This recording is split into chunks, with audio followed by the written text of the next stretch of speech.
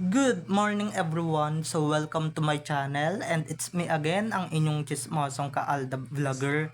So gusto ko munang magpasalamat sa inyong lahat sa mga walang sawang tumatangkilik, nanonood, sumusuport at sumusubaybay ng mga content ko here on my YouTube channel. So wag ninyong babaktawan o lalaktawan tong ating content ngayong araw. I'm sure na hindi ninyo pagsisisihan na pinanood nyo to mula umpisa hanggang hulihan. And syempre, huwag kayong mag-i-skip ng segments. Buuin nyo to start to finish. Kaya ito na, dumako na tayo sa ating main topic for today's video agad-agad. Sa mga nag-aakalang si Alden Richards lang ang siloso sa kanilang dalawa ni Maine, diyan kayo nagkakamali guys, dahil may ebidensya ako kung paano magselos ang isang Maine or yung isang Maine Mendoza pag si Alden Richards na ang ano. So, eto na guys, watch this. Mamaya ipapaliwanag sa inyo ng buong buo. So, eto na guys, watch this.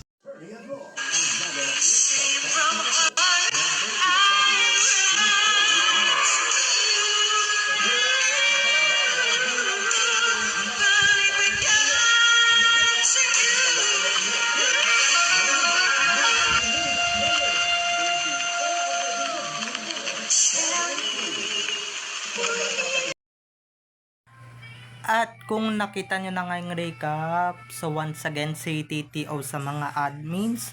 So eto na, dumako na tayo sa ating main topic for today's video agad-agad.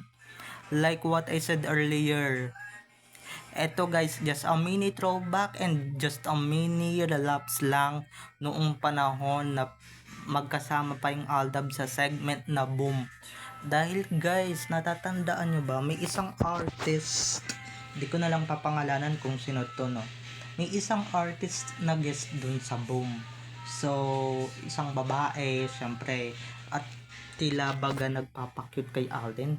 E di syempre, itong si Meng na malapit na talagang bumuga ng apoy, konting-konti na lang, aba nagselos ng bonggang-bongga. Akala ninyo ha, si Alden lang ang marunong magselos? Yeah, you heard it right guys, you heard it right. Tama yung narinig ninyo, tama ang espekulasyon ninyo, tama yung hinala ninyo, na marunong din palang magselos yung isang Maine Mendoza. 'Di ba?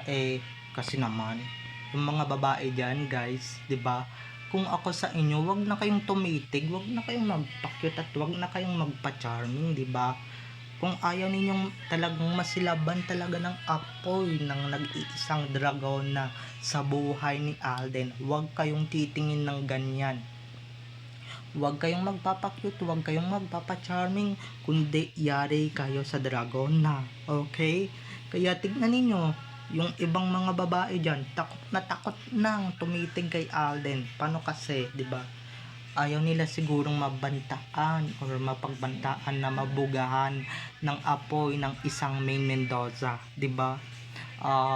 Akala ninyo si Alden lang talaga ang alam natin na nagseselos. Guys, mali tayo doon, 'di ba? Titignan niyo lang yun na kimi at tahimik lang yan si Min. Pero guys, silosa din yan, 'di ba?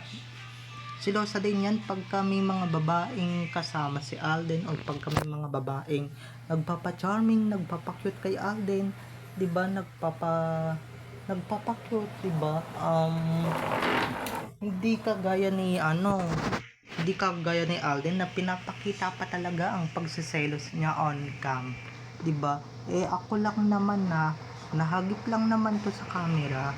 So, hindi to valid, guys. Pero 'di ba? Alam naman na natin na kung gaano kaseloso si Tisoy. Pero guys, nasurpresa ako doon sa isang Maine Mendoza lang naman, 'di ba? Doon sa isang Meng na alam natin talaga na ang buong inaakala natin na at talagang hindi siya siloso o hindi siya silosa, na talagang kimilang siya at wala siyang pakialam kahit na may magpa-cute sa asawa niya. Pero guys, nagkakamali pala tayo doon, 'di ba?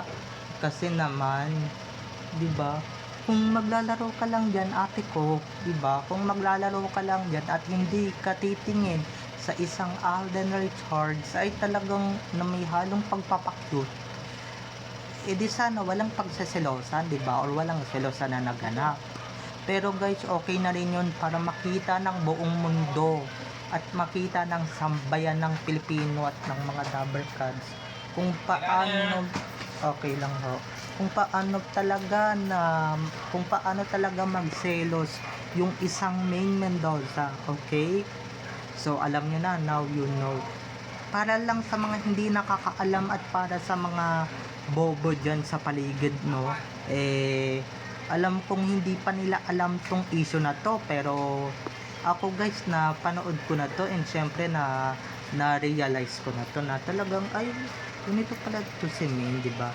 Na yung init ng ulo niya talaga, hindi lang talaga pinakita talaga kung paano mag-init yung ulo ng isang Maine Mendoza, na talagang iirap na onti na lang talaga may lalabas ng apoy sa kanyang bibig.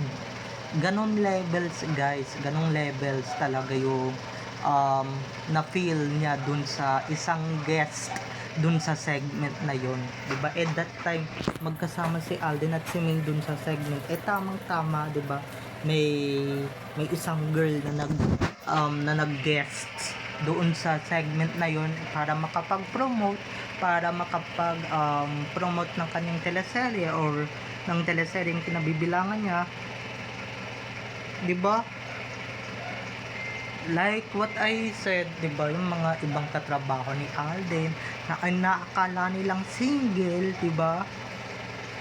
Na inaakala nilang single pa kasi nga wala tayong ebidensya or wala silang ebidensya na nakikita na talagang kasal na, may pamilya na, may anak na, 'di ba? Kasi lahat ng yan sa kanila puro chismis lang, puro eme-eme lang.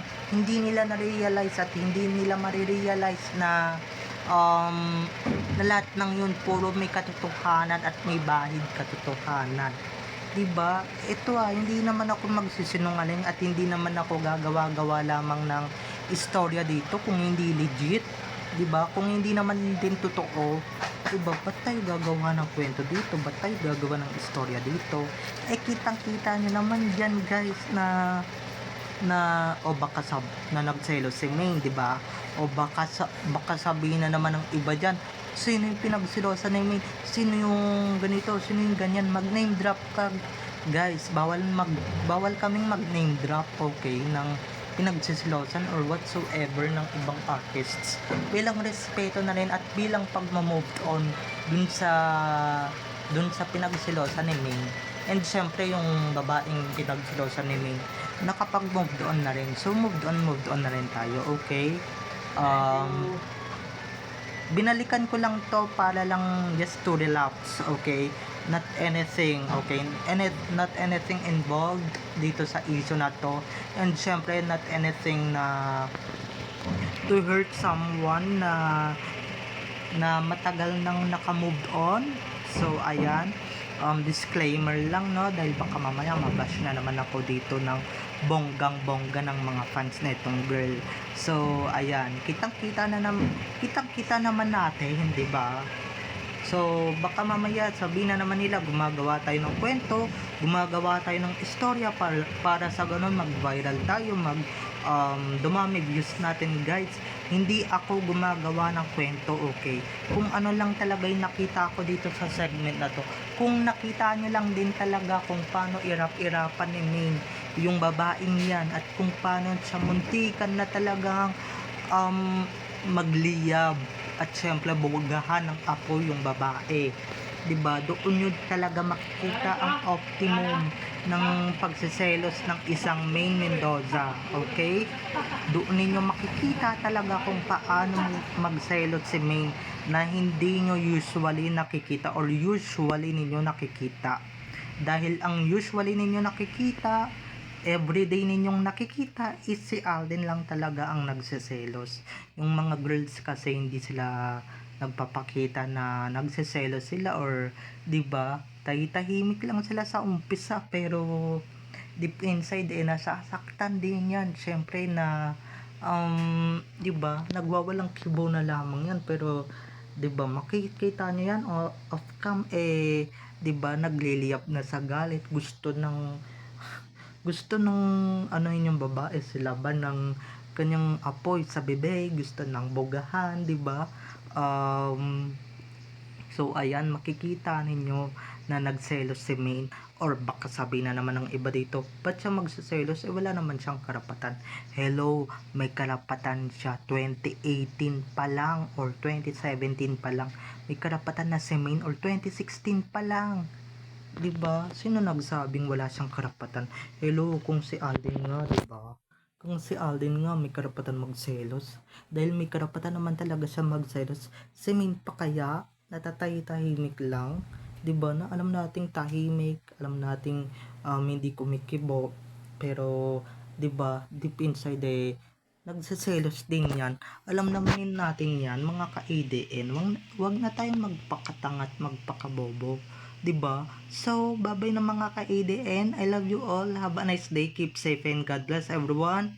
So, don't forget to subscribe to my YouTube channel. And syempre, huwag inyong kakalimutan na i-click ang notification bell para sa ganon, ma-notify kayo sa mga susunod ko pang i-upload na mga videos tungkol kina Maine at Alden, and syempre tungkol sa kanilang mga buhay-buhay inside or outside man yan sa showbiz. Bye-bye na mga ka-ADN. I love you all. Enjoy watching everyone. Bye bye. I love you all.